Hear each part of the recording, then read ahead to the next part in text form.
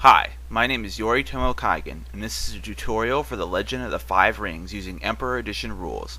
I'll be going into the types of cards in the game, how actions are played, the turn order, and some of the more complex aspects of the game. If you listen to this and understand everything in these videos, it should give you an intermediate understanding of the game. The initial setup for each player is shown below. Each player starts with a Dynasty or black deck, and a Fate or green deck, which typically contain at least 40 cards each. Each player also starts with a Stronghold and 1 to 2 holdings in play. Each player leaves space for 4 cards on the table for their provinces. At the start of the game, each player puts 4 Dynasty cards in their provinces, face down, and draws a hand of 6 Fate cards without revealing them. To begin, let's look at each of these cards in detail, as well as every type of card you will encounter in a Dynasty or Fate deck. Each player begins the game with a Border Keep in play, unbowed. The Forgotten Legacy direct-to-player set introduced a new type of Border Keep that may be played instead of the original on the left. Whichever player goes second begins the game with Bamboo Harvesters in play, bowed. This holding does not straighten until the turn mentioned on the card. The Forgotten Legacy direct-to-player set introduced a new type of Bamboo Harvesters that may be played instead of the original on the left. Each deck will include a Stronghold card that is put into play at the beginning of the game, unbowed. Each Stronghold has several stats and abilities that differ from Stronghold to Stronghold. Since it begins in play, deck building often begins with selecting a Stronghold and building a deck around it so that the cards synergize with the stats and abilities on the Stronghold. In this way, a Stronghold often dictates the theme of your deck. Let me explain each of the different areas on a Stronghold. Your Stronghold determines your clan alignment. In this picture, the Clan Mon of the Mantis clan is shown. Province strength determines how much force is needed to destroy your provinces. The total force of an army must exceed this number to destroy it. This coin shows how much gold your stronghold produces when bowed to pay costs. Family honor, or honor for short, is a score that can change often during the game. Your stronghold determines what the starting value of your honor is. Whoever has the highest starting family honor goes first. In the event of a tie, players roll off and the winner goes first. Some strongholds have keywords that may be relevant to certain actions. For example, the limited action on this stronghold says, bow your target forest, gain 1 honor. Since this stronghold is a forest, it can bow for its own action. Each stronghold will have traits and abilities. These usually define a theme or style for the deck you are playing. Traits and abilities will be explained at a later time. Now we'll go over the 5 different types of cards you'll find in a Dynasty or black deck. They are personalities, holdings, events, regions, and celestials. Personality cards represent one of the notable characters in L5R. All personalities will either have a clan alignment or be unaligned. The clan alignment of your stronghold will determine the type of personality you will have the most ease bringing into play. Personalities outside your clan alignment may still be put into your deck, but you must meet certain requirements to bring out-of-clan personalities into play. There are rules set in place to ignore these requirements if the personality is of your clan alignment. Much like on strongholds, the clan alignment of a personality can be determined by the clan Mon. Clan alignment can also be determined by the color of the card's border and by a keyword denoting a clan. If there is no Mon, the card is unaligned. These cards usually have a brown border and a keyword denoting what unaligned group they belong to. A personality's force, abbreviated as F, is found here. This stat is most often used when comparing the strength of an army to that of another army or a province. A personality's Chi, abbreviated as C, is found here. This stat is most often used in advanced game mechanics like dueling, or is referenced by abilities. If a personality's Chi is ever 0, destroy him immediately. This destruction will not be negated. To bring a personality into play, your current family honor must meet or exceed this number.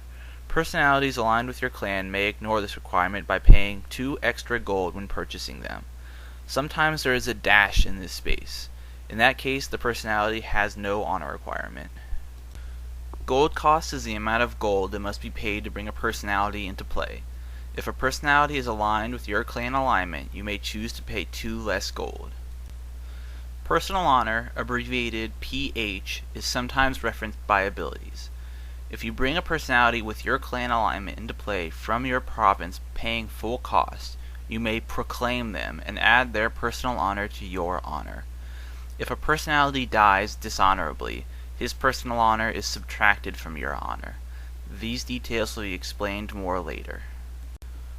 Personalities may have keywords that are referenced by other abilities or give them special abilities. These will be explained in detail later. Personalities may have traits and abilities that will be listed here. The different types of traits and abilities will be described later. The general purpose of holdings is to increase the amount of gold you have available to pay costs each turn. Holdings will also often have abilities and traits that players can use. I will again explain all the different fields on a holding card, but some of these should start to look familiar now. Gold cost is the amount of gold that must be paid to bring this card into play. Holdings come into play bowed. Some holdings have keywords that are referenced by other abilities. Almost all holdings have a trait that allows gold production, usually by bowing. Most holdings will have other traits and abilities the player may use. All events turned face up in your provinces resolve during the event phase of your turn. Any effects listed in the text of an event are resolved immediately and the card is discarded. Some events may have effects that last several turns or the rest of the game. These cards can also have keywords that may be referenced by other abilities. These will make more sense when we discuss the different phases of a turn. All regions turned face up in your provinces resolve during the events phase of your turn. Regions attached to the province they were revealed in. To show this, simply move the region up a little and put a new dynasty card on top of it, leaving the title of the region visible. Each province may only attach one region. If a region is revealed in a province that already has a region attached to it, discard it. Regions have abilities and keywords much like the other cards in your decks. Unlike regions and events, Celestials enter play as soon as they are revealed in your province, regardless of phase. Celestials have keywords, traits, and abilities, like most cards, and remain in play until an ability discards them. A player may only have one Celestial in play at a time. If a second Celestial is revealed in your province, the first Celestial is discarded and the second is brought into play. Next we'll go over the 5 different types of cards you'll find in a Fate or Green deck. They are strategies, rings, followers, items, and spells. Strategy cards are general purpose actions and may be played from your hand. They have gold costs, keywords, and abilities, each denoted in the same way as on holding and personality cards. Some strategies will have multiple actions. You may only use one of the abilities listed on the card, and it is discarded after use unless mentioned otherwise on the card. Kata cards and terrain cards are examples of strategies that remain in play after you resolve them. All Fate deck cards have a focus value printed at the bottom. This is relevant to certain advanced game mechanics like dueling and tacticians, but may be referenced by other abilities as well. Katas are a type of strategy card that remain in play after being played. Kata cards have a gold cost, keywords, traits, and abilities that work just like a strategy. Kata cards usually have a limited ability that allows you to put it into play, and another trait or ability that gives you an ongoing benefit. Kata cards are usually limited to one in play at a time by the limited ability that puts it into play. Terrains are a type of strategy card that remains in play until a battle is finished. Terrains have a gold cost, keywords, traits, and abilities just like a strategy. Terrains usually have a battle ability that allows you to put it into play and another trait or ability that provides some sort of effect at the battle. Terrain cards are usually limited to one in play at a time by the battle ability that puts it into play. If another player has a terrain in play, it is difficult for you to play a terrain before destroying his, and vice versa. Like the name of the game implies, there are 5 rings, one for each element: earth, fire, air, water, void. Sometimes other rings are released, but these are the general 5. Each ring has a trait describing how it can be brought into play. Once in play, the ring may be bowed to perform the action on the ring. You may discard the card from your hand to use the ability printed on it once. If a player puts all 5 rings into play using the trait on each card, the player fulfills the requirement for an enlightenment victory. This is one of the 4 ways to win the game. A follower is one of several kinds of cards called attachments. These cards are attached to personalities and go wherever the personality goes. If a personality dies, all of his attachments are discarded. A personality and all of his attachments is collectively called a unit. The follower card is set up much like a personality card. It has force, a gold cost, traits, and abilities that all work exactly like a personality. On a follower, the honor requirement dictates the personal honor a personality must have to attach it, rather than the honor value a player needs to bring it into play. A follower is not destroyed if it has 0 chi. Items are another kind of attachment. Where force and chi are usually shown on a personality, items have modifiers. Rather than having force and chi themselves, items boost the force and chi of the personality they are attached to. Items have a gold cost, keywords, traits, and abilities, all in the same sections as other card types. Items are the only attachment that have a maximum restriction.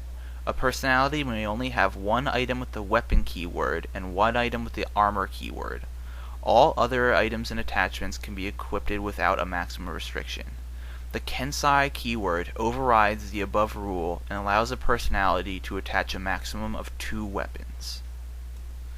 Spells are the last type of attachment. They have a gold cost, keywords, traits, and abilities in the familiar areas. Spells may only be attached to a personality with the Sugenja keyword. This keyword denotes the L5R equivalent of a magic user. At this point, I've explained all the different cards you will encounter while playing the game. There is still more we need to cover before you can start playing the game, but unfortunately, I will need to cover that in a second video. Check in the description of this video for a link to part 2 of this video tutorial. In the description, I have also included a link to the official Emperor Edition rulebook, Alderec's forums, and a sub-forum run by Alderec employees where L5R questions can be asked. Please visit these links as well as watch part 2 of my video tutorial.